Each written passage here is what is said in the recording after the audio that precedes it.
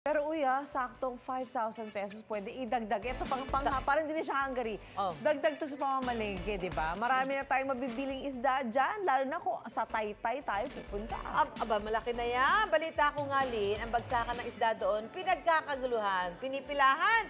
Eh dahil bukod ho sa mura na, ang mga tindero, ang popogi daw. Ay, kaya pala pinipilahan. May isda ka na, nakakita ka pa ng pogi. Aba, talaga. Diba? Sila ang UH Palengke stars natin this morning. Pabili tayo isda. Oo nga, Chef JR. Pogi! Pabili naman kami ng isda. Chef, pabili ng isda. Chef. Pwede na yan, pampaksiw na bangus. A blessed morning! A blessed morning mga kapuso! Yes, Ma'am Susan, Ma'am Lynn, totoo nga po ang balita. Talagang nuknukan ng kapugian ang ating food adventure this morning dahil pinuntahan natin yung isang pwesto dito sa Taytay Rizal kung saan kanina pinakita namin sa inyo kung gaano karaming isda yung nakalatag. Pero ito po, real story to mga kapuso. Wala pang 10 minutes talaga namang dagsaan na yung namimili dahil nga po, isa sa mga rason doon yung presyo. Yung kanilang tambakol at saka yung kanilang tulingan naglalaro from 50 pesos. Yan po ang per kilo nila. Ayan, nakikita nyo yung mga kapuso natin. Nag-aabang po talaga kasi kanya-kanyang hakutan, literal. Yung kanilang mga paboritong isda dito na malamang pang-ulam lang din yan or karamihan dito, pang-benta rin talaga sa palengke. So 50 pesos yung ating tambakol, tulingan. Meron din tayo dito mga tilapia for as low as 100 pesos per kilo. Makikita nyo naman, ayan o. Sariwang-sariwa, maganda yung ating itsura, yung mata. Panalong-panalo. Meron din tayo dito mga bangus from 100 to 125 pesos. Ito yung presyuhan natin dito. Minsan may galunggong din dyan. Pero yun nga, bukod doon sa ating mga isda na sobrang sulit na sulit talaga, very affordable. Syempre, ibibida nga rin natin this morning yung ating UH Palengke Stars, ang ating ontog fish dealer na mga tinderong mga pogi. Makakasama natin this morning, ating mga poging-poging mga tindero dito, sila Kelly, Ike, Aldrin, at saka si Nande, at saka si Bern. Ayan, ilan lang po sa mga makakasama natin yan. Kaya kita nyo naman, mga muy guwapitos yung mga kasama natin dito. Talagang rock and roll yung ating mga kasama. Winner na winner, tingnan nyo naman. Talagang anong pakiramdam, sir, at kayo talaga yung pinupuntahan din dito ng ating mga mamimili? Masaya, sir. Bukod sa pogi, mura isda. Ayun, Nakaka-proud. Nakaka-proud. Nakaka-boost ng confidence. Alright, syempre confidence, na-appreciate natin yung effort ng ating mga kasama dito.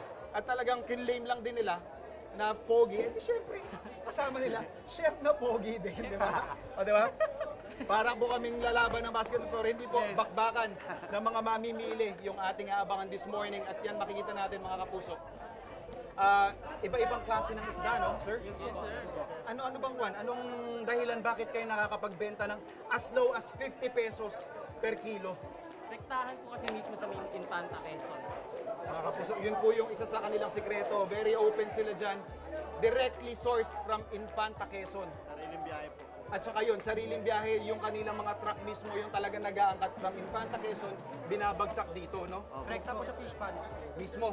Tapos, kung po ito, open sea yung pinanggagalingan nila. Siyempre, yung ibang isla natin, from fish pan, from aquaculture farms, sarili rin nilang angkat yan. Marami tayong mga nakikita dito, mga kapuso.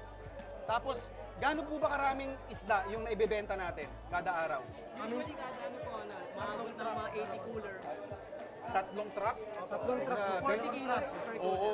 Ato, tatlong truck, ganun po karami. So, ma-imagine nyo po sa tatlong truck, mga kapuso, tonetoneladang isda yung ating binibenta dito. Tapos, imagine niyo kung gaano karaming tao. Minsan nga, kwento na ng tatay natin dito, pamula alauna or alas 12, nagbubukas na sila. Tapos, mga alauna, may mga nakaabang na dito, mga kapuso.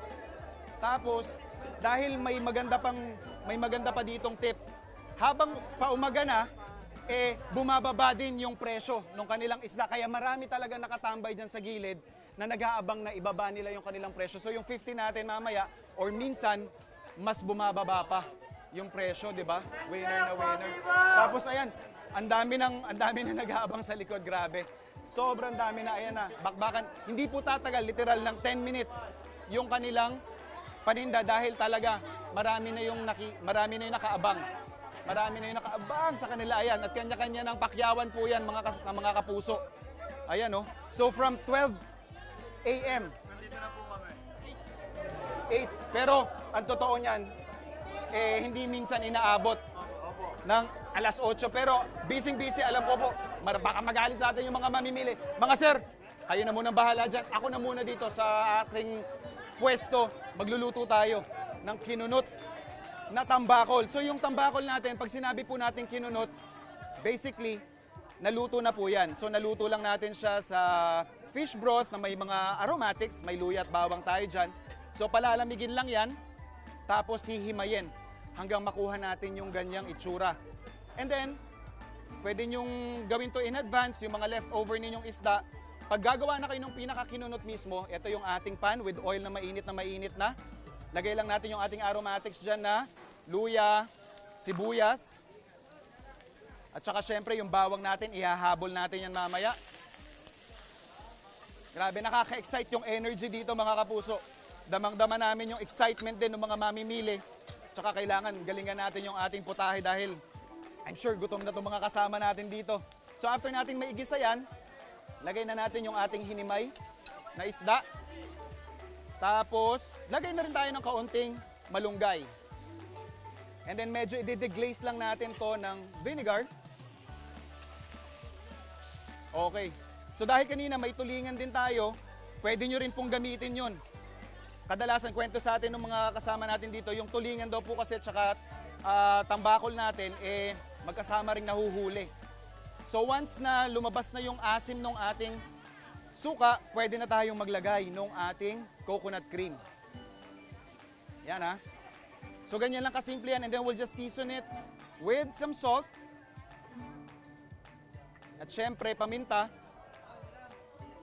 And of course, konting sugar lang din para pambalanse lang dun sa krema ng ating coconut cream, tsaka yung asim ng konting sukang nilagay natin.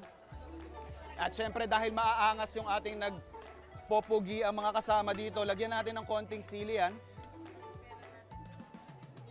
Meron tayong red chilies dyan, tsaka yung green na pangsigang. Yan. So pagsasama-samahin lang natin, hayaan lang natin ma-absorb niya. Siguro we're just gonna cook this for about 2 to 3 minutes more. Pwede pa kayo magdagdag ng malunggay. And then pwede nyo pang i-replenish yung coconut cream para mas makrema, mas nanunuot yung gata doon sa timpla ng ating dish. And then siguro more or less mga 3 to 5 minutes, ayan na. Ito na yung kalalabasan niya mga kapuso. Kita nyo naman. At syempre signature ni paring Danilo yan. Eh, hindi natin palalampasin na hindi matikman ng mga kasama nating UH Palengke Stars yung ating putahe. Mga sir, eto na. Alam ko, kanina nyo pa ito inaabangan. Burn! Ay, tara. Ito. Kanya-kanyang laban na to. Talaga pong kwan dito. Nakakatuwa yung kanilang energy kasi alam nyong mahirap yung kanilang ginagawa. Pero ito, all smiles pa rin yung mga kasama natin. Mga sir, sige laban! Ayan o. Oh, nagsusubuan pa. Sweet. Talagang, medyo may sipa yan ang anghang. May konting asim, tapos syempre yung konting tamis na meron siya. Kamusta? Yun. Pwede, panalo?